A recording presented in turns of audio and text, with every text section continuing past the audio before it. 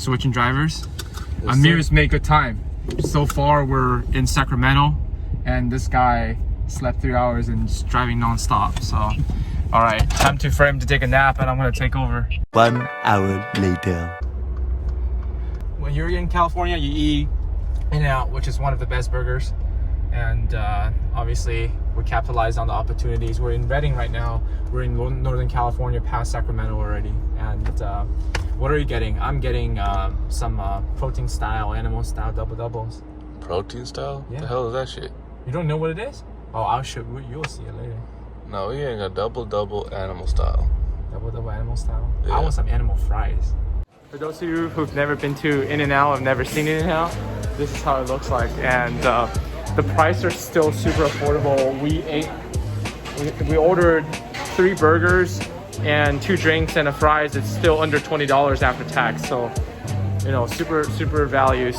And yeah, and the other thing that's really cool about In-N-Out is all of the In-N-Outs have the exact same layout. So you can't really tell which In-N-Out it is. That's how it looks.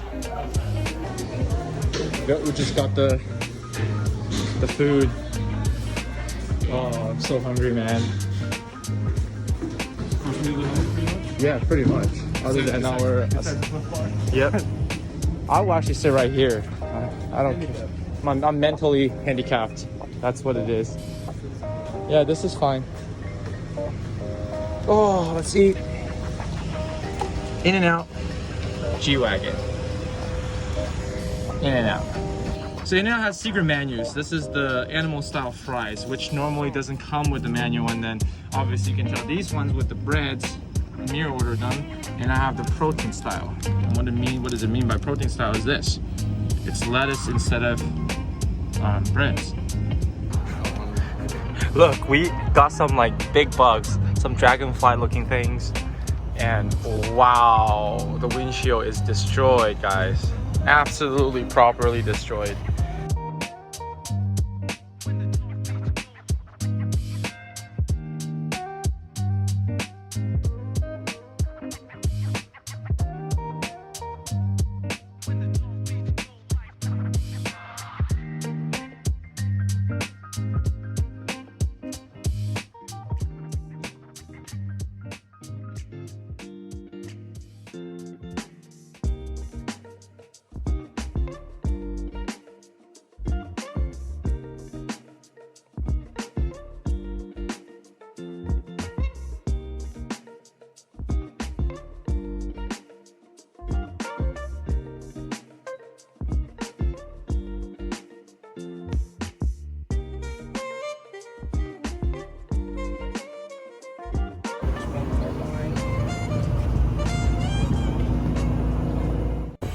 It's just ticking. It's just ticking. This is the 3rd time we're ordering and it's still ticking. Let's take a look when it finishes. All right, guys, the 3rd filling is done. Let's take a look at the number. 21 gallon at 71 bucks, and our price is $3.39. Wow, it's actually 30 cents more expensive. That's why it jumped $10. All right, let's get back on the road.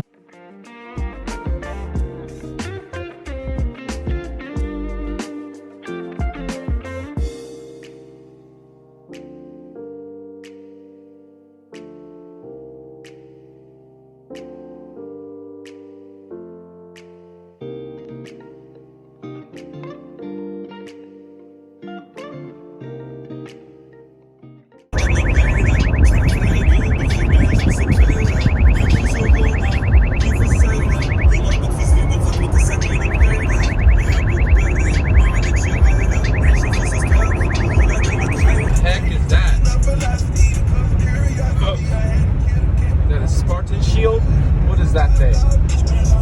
Damn, that's huge. What the heck?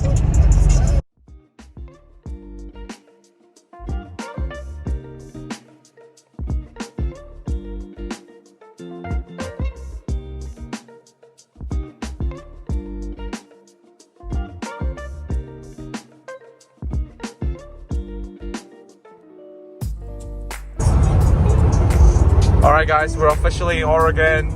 We're out of California. You can see this is exit 1 now. This is the first exit in Oregon State. I think we have 300 exits to go before we hit Washington. Then we're halfway through. We're exit like 170-ish, right? So we have, yeah, we have 470 exits. We already drove a good maybe 750, something around there. Oh, we leave at 6, pretty much. Yeah, we're making good time.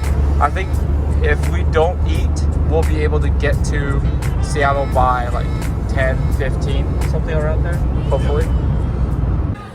Guys, we're at our 4th stop. It's still ticking, 14 gallons so far, and we're in Oregon, and one of the Oregon's law is that we cannot tamper with these hoses here, gas nozzles, and only the people in the gas station can fill it out for us. So you will see, we can't even touch it, but we're almost done. All right, 19.3. So can you explain why Oregon people need to top off the gas for you? Is this state law? Yeah, it's state law. All right, cool, thanks. Bro, they going zombie apocalypse. 2 tires on the top. Extra gas tank too. That extra gas tank's gonna fall off any moment. Our windshield's kind of looking. Obviously, you don't want to go behind him on the blind spot on the right. The mirror is falling off too.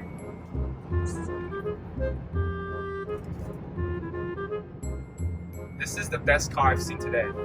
And check on the bottom, the rear control arm fell out too. Let's see if we can get that. Did you see that? The control arm's dangling on the ground, I think. So we are about 3 hours away from Seattle. So we've done, I would say, 80% of the trip so far. I want to use this time, since there's still some sunlight, to give you my first impression after I've driven the G-Wagon for such a long time. The powertrain is just amazing. This 5.5 liter twin turbo engine, it really hauls, and really it's a tank that just plowed through air, and you can see these are kind of the consequences of us moving through air real quickly, and those are our trophies, right?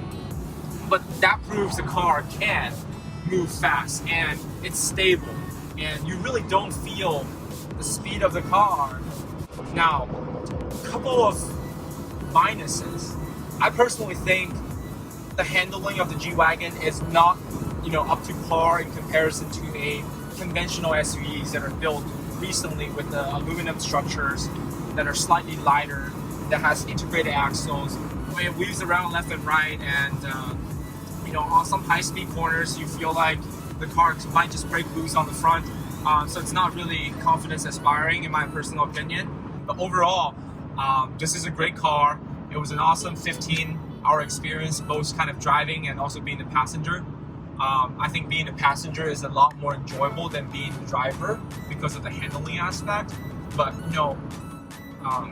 you don't buy a G-Wagon to try to handle it like a sports car. So whoever buys a G-Wagon knows that, and I think that is the beauty of it. It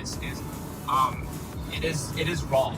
And I just drove the 2020 G-Wagon yesterday, and frankly, I was talking to Amir about it, which is, even if I buy a 2020, I will still keep this older model, because this is how the G-Wagon is supposed to be. It's supposed to be an off-road vehicle, and that newer car feels more like a road car, and they kind of lose some aspects of that, even though it shows a lot of deficiencies of driving on the freeway, right? So that kind of concludes it. I think it's a charming car, and I love cars that has characteristics that are almost defective, but it's awesome, right? That's how I would conclude the G-Wagon. So hope you guys like my kind of overall summary about it. We have one more gas stop to do, and we'll be in Seattle, and we'll give you guys an update once we're there. Hey guys, this is our last fuel stop. We are in Washington State, about an hour and 50 minutes away from Seattle. This is filling number 5. But look at this color. Look at this color. All right guys, we finished the last fuel stop. Let's look at the price. $64.04 at 21 gallon. And we ran over just a tick bit. I think we ran to the bare bones of it before we filled it up. And the gas price is $3.03. So not too bad. We were having $3.30, and now it went back to $3 per gallon. All right, let's start hauling and hopefully we can get to Seattle by 11 o'clock. All right, guys, we made it to Seattle. Now we're at SeaTac Airport. Now we're just switching cars. Amir's gonna drive my M2 back, and I'm gonna take my newly acquired G-Wagon home. We made good time. This is 10:30 right now, so we made it in 16 hours, including 2 hours of stop. Yeah, what a trip. All right, I'll talk to you guys more. We're just gonna conclude here, and long day, so I don't want to drag us any longer. And signing off right here. You take care. So Amir is taking my M2 for consignment. So this may be my last time driving my M2. Didn't think it was gonna be like that. Oh my god, this is crazy.